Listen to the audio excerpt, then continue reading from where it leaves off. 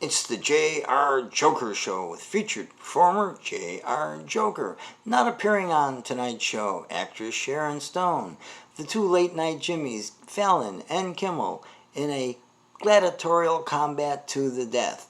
Also not appearing, special guest stars Barack and Michelle Obama. And now, here's the featured performer of the J.R. Joker Show, J.R. Joker.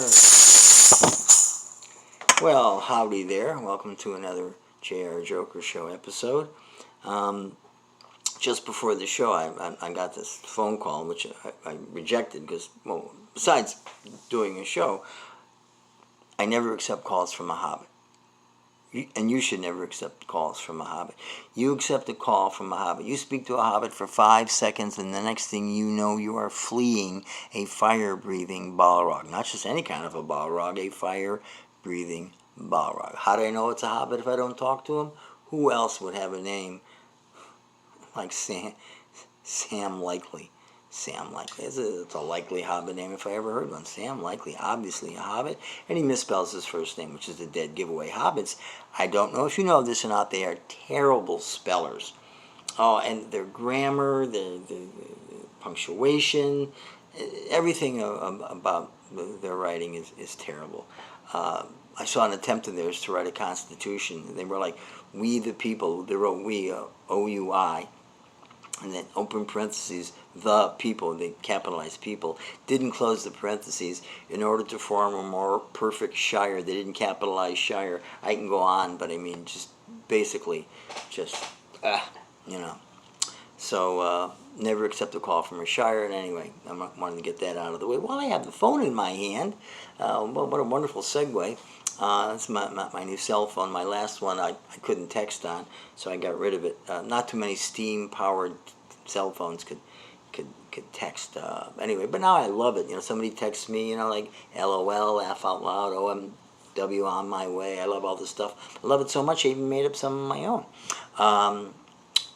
Somebody asked me a favor, and like, oh, Jeff, can you do me a favor? And I'm like, well, NP. No problem. And they know me. They don't. So, and then they might write me back. Gee, are you sure it's not in position? I'll write back. Whip, nip, whip, WP, with pleasure. You know. And then they might write me back again and say like, gee, are you sure we're not putting you out? And then I write back another one. I'm all prepared for it. It's to go get a benefit, which means, I swear to God, if you bother me one more time, I'm going to kill your dog.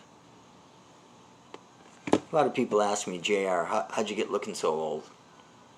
Was it drugs? No, alcohol. You just smoke 3 packs a day? Don't smoke, don't take drugs, didn't drink. Well, then how'd you get to look that way, so old? Okay, I'm going to come clean. It was breathing.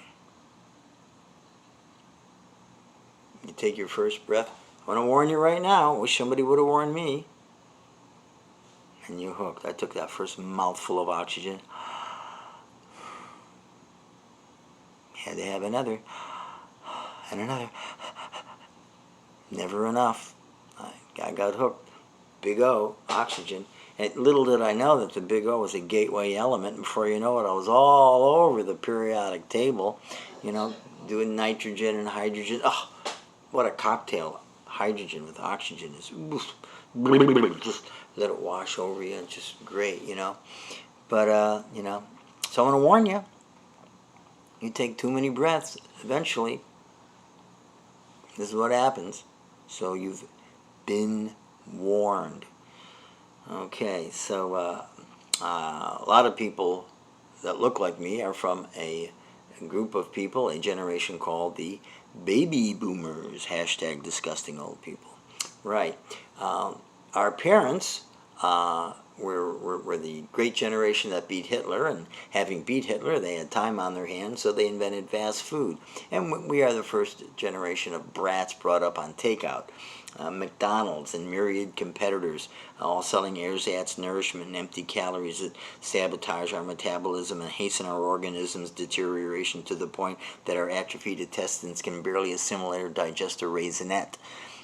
You know, so one day the doctor says to you, mine just said it to me, he said, JR, bye-bye bagels, hola oatmeal. Yeah, great, So now I'm on oatmeal, which is good because I always wondered, what does cardboard actually taste like? Now I know. Although, to be fair, it does have a slight little styrofoam aftertaste. Now you bring me food in a cardboard box. I don't even have to open it. I just I just eat my way in. Cardboard's the first course. So anyway, I want to warn you about the breathing. It can be pretty serious stuff. I go to the doctor more frequently now than I used to, just because I have like great insurance. As a matter of fact, they treat me like a VIP at the doctor, a very insured patient. And anything I want, JR is coming in, doctor, for a physical. JR, he's got great insurance. Let's take out a kidney. But we don't need to take out a kidney. Well, I need to make a payment on my boat, so I'm taking out a kidney. So, but seriously, my doctor is a pretty good guy. Last week he said something I'll never forget. Clear!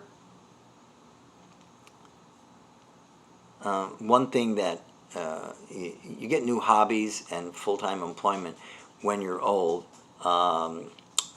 Your hobby, your main hobby is urination.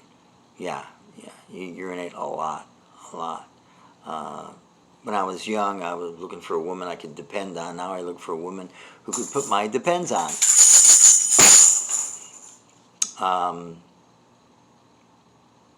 But there's something that even takes up more of your time, and that's COVIDs. I don't mean COVID-19.